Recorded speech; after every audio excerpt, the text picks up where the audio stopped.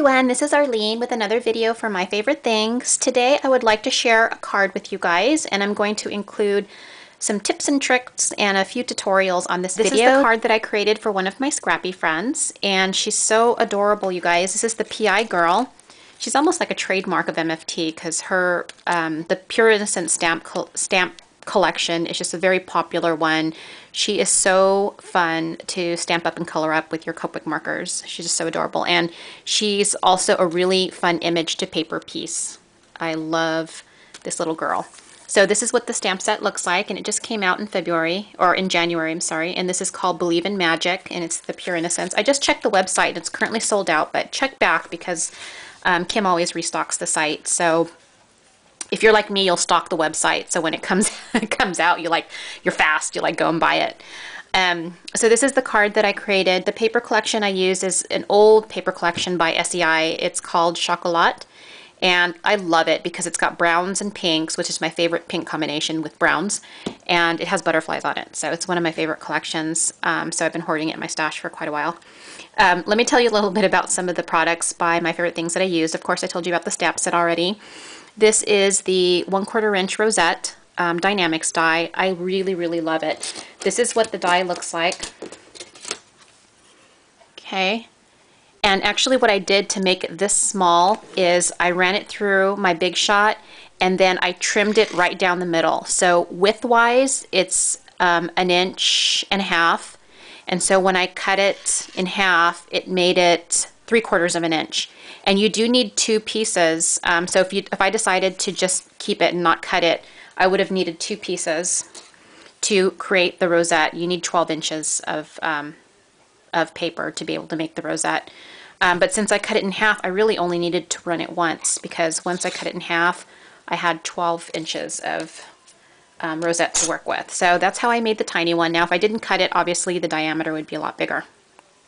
This is a little Prima Bling over here where her little, this is where her little wand, if you guys can see, this is what the stamp set looks like. So I just replaced the sparkle in her wand with the Prima Bling. There's just some Prima Bling here too. And then on the border, I did some layering here so I could add some interest and designer paper to match her dress. I used the small open scallop Die-Namics, and I love it. This is one of my favorite borders. This is what it looks like, and it's 6 inches in length. And what I did is I cut it out twice with the Hot Fudge cardstock, which is also available through the MFT website, and then I lined it on either side of this strip of paper that I layered some design paper on top of. Now let me go ahead and show you a trick with this sentiment, with the little banner flag that I created for the sentiment. When you stamp up your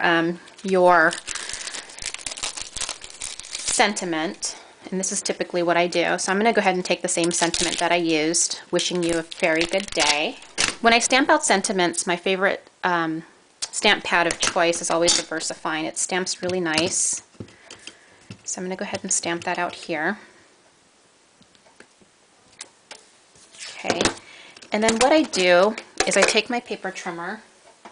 Now they sell dies out there that actually cut the banner like that, but I don't have it, so I have to make my own workaround. But what I do is I go ahead and trim it down. So you guys can see how I do this myself. Okay, so I trim it down like that. And then what I do, I could either do a banner on both sides or I can do it on one side. So if I decided to do it on one side, I actually did both sides here, but it got covered up by the rosette. Just make sure that the sides between the sentiment are even, or what you could do is cut the strip first and then stamp it. And then what I do is I take my square punch, which happens to be one of these Frisco punches, and what I do is I take the corner of my square, and that's what creates the flag banner on the end. So I basically pull it in like this, and how I get it even is I line up these corners so that they're touching the edge of the square on both sides. So let me show you what I mean by that. Like right there, where I know both corners are lined up with the edge of the square, with the sides of the square, okay? See that? That's all you need to do. And then what I do to make it poof up like this a little bit, can you guys see how it's kind of dimensional? Take your paintbrush, turn the banner over, and just kind of curl like this. Lay your finger against the paintbrush. Don't do it too much or too hard, because then your paper will start to crease and you don't want it to show any creased lines. You just want this really natural bend. So I just go like that, and see it causes the paper to bend a little bit. And then what I do to adhere it down, because it needs a really nice tight something that's going to hold it down quick and right away, because you can't have something, you know, waiting to dry. I either use my hot glue gun or I use my sticky tape from Jody. And when I use my sticky tape from Jody, I use my 1/4 inch sticky tape, and it's the really thin one, and I just cut a strip, lay it down right on the end, and then right on the end here. I adhere one side down first, and then I sort of push it up a little bit, and then I push down on the other side. So basically that's how I did that. So that's one tutorial I wanted to share with you guys. So the next thing I wanted to show you is the inside of my card, which I kept very simple. And the reason I did that is because I want to write a note to my scrappy friend. So I didn't want to have anything in here except a space to write. And if you see the white piece that I have on here, I actually used MFT's Perfect Bracket Die-Namics die. And I'm going to show you guys how versatile this die is. I absolutely love it. It looks like. Okay, it's a total of 6.5, I think. Hold on, let me just, don't take my word for that. 6 inches, sorry. So 6 inches total. The cool thing about this Perfect Bracket die is it fits various sizes of paper. And I cut out various sizes. So on here, I have a piece of paper that's 5.5 inches wide. This one is 4.5 inches wide, and this one is 3.5 inches wide. Now, 3.5 inches wide, if I wanted to cut out a bracket with 3.5 inches, oops, I'm sorry, I think it's this way. There you go, that's 3.5 inches. If you could see that, it'll fit perfectly up till these two spots right here. And I'd have a perfect bracket edge on this little piece of paper. All you have to do is line it up. And then what I like to do is take a little piece of tape, of Scotch tape, I got my little handy dandy, and I put that down to kind of hold the paper so that when it goes through your Big Shot or your Cuttlebug, it doesn't shimmy around. Okay, so I'm going to go cut this out. I'll be right back. So I went to my Big Shot over in my cutting station, and I cut out the bracket edge, and you just basically just pop it right out. Got a little bit of Scotch tape on there. But as you can see, I have that perfect edge of my 3.5 inch wide paper. I love this thing. Okay, now I'm going to take my 4.5 inch paper.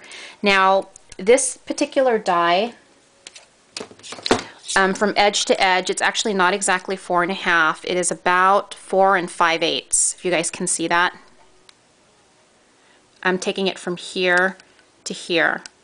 It's about 4 5/8. So I'm going to show you what you can do if you have a 4.5 inch piece of paper. So this one's 4.5 inches. Okay, so what I'm going to do is I'm going to sort of line it up so that I have equal space between here and here. So just kind of eyeball it. Doesn't have to be 100% perfect, but... And then just tape it down, and then send it through your die cutting machine. I'll be right back. And I sent it through my Big Shot, and this is basically what I got. And do you see how perfect that is? That's the 4.5 inch. Now I'm going to take my die and do the 5.5 inch bracket. And as you can see, when you take a 5.5 inch wide piece of paper, it fits perfectly from this end right here to this end right here. Okay, so now what I'm going to do is I'm going to line it up, tape it down, and then I'm going to go cut it out on my Big Shot. I'll be right back. Okay, so I cut it out on my Big Shot, and when I pop it out, this is what I get.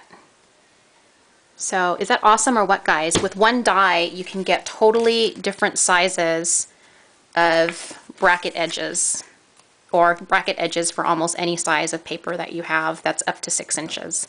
So anyways, that was the tutorial I wanted to share with you guys. And this is the cardigan. I'll have some pictures at the end. Thanks for watching. Have a great weekend. Bye.